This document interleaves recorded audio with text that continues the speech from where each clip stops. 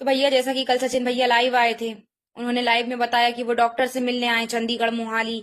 और उस टाइम पे ही मैडम ने एक स्टोरी लगाई थी, एक रील शेयर करी थी जिसमें वो भी फ्लाइट में बैठी थी। तो बहुत सारे लोगों ने ये अनुमान, ये बात में कितनी सच्चाई है और क्या है वो तो सब मालूम ही चलेगा।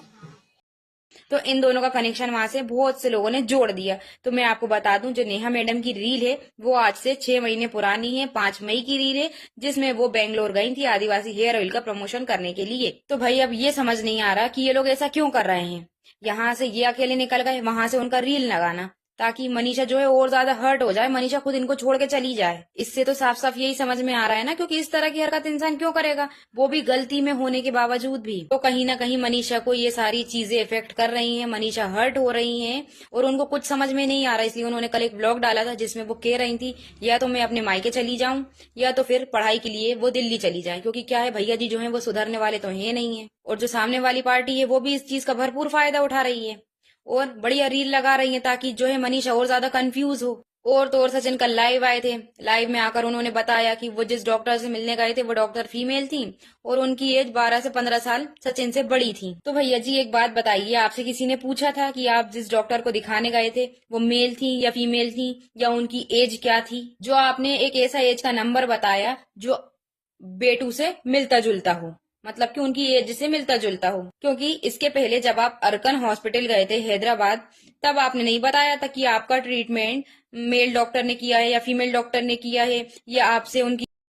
सचिन बहुत गलत कर रहा है मनीषा के साथ, अभी भी उसको समझ में नहीं आ रहा है।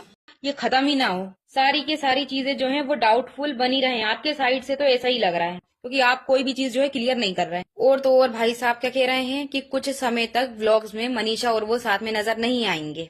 तो क्यों भाई, फिर लाइव में जब सारे क्रिएटर्स आपके घर पे थे तो आपने मनीषा से माफी क्यों मांगी, आपने फोटो क्यों दिखाया था कि मतलब कुछ टाइम बाद हम ऐसे ही नजर आएंगे, और आप कह रहे हो कि आपको खुद को समय देने की जरूरत है। गलत मनीषा के साथ हुआ, टाइम आपको उसको नहीं देना, हाँ लेकिन आप इंतजार कर रहे हो कि आपको कॉल आ जाए या आप कॉल करके सामने वाली पार्टी से बात करो, लेकिन आप पे क्या है रेस्ट्रिक्शंस लगी हुई हैं जिस वजह से आप बात नहीं कर पा रहे। ये भी आपने अपनी लाइफ में क्लियर करा है, लेकिन मैं तो फोन भी नहीं कर सकता क्योंकि मुझ पर रेस्ट्रिक्शंस लगी हुई हैं। मतलब रेस्ट्रिक्शंस नहीं होती तो आप फोन कर लेते।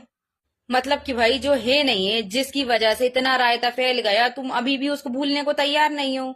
और तुम्हारी पत्नी जो है, जो तुम्हारा अभी तक के साथ दे रही है, वो सब कुछ भूलने को तैयार है, तुम्हारे साथ रहने को तैयार है, सारी चीजें मान रही हैं, उसके बाद भी वो पति देव कर रही हैं। लेकिन तुम्हें उसकी ना तो कोई कदर है ना तो उसकी कोई फिक्र है। सामने वाले के आंसू तुम्हें दिख रहे हैं लेकिन तुम्हें अपनी पत्नी के आंसू नहीं दिख रहा है।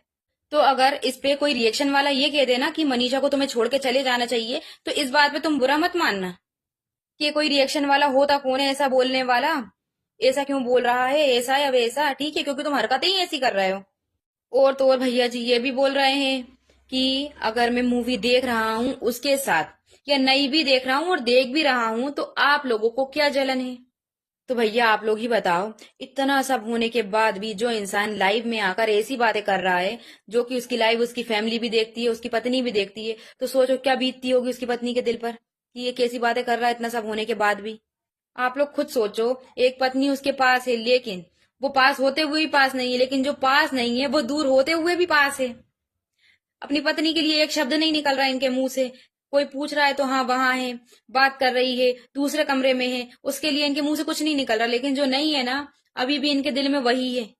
तो भैया ऐसे इंसान के बारे में क्या बोले जो लाइव में ऐसी बात कर रहा है। तो उसको कहने से कोई मतलब ही नहीं है। बाकी आप लोग क्या कहना चाहोगे कमेंट सेक्शन में कमेंट करके जरूर बताना।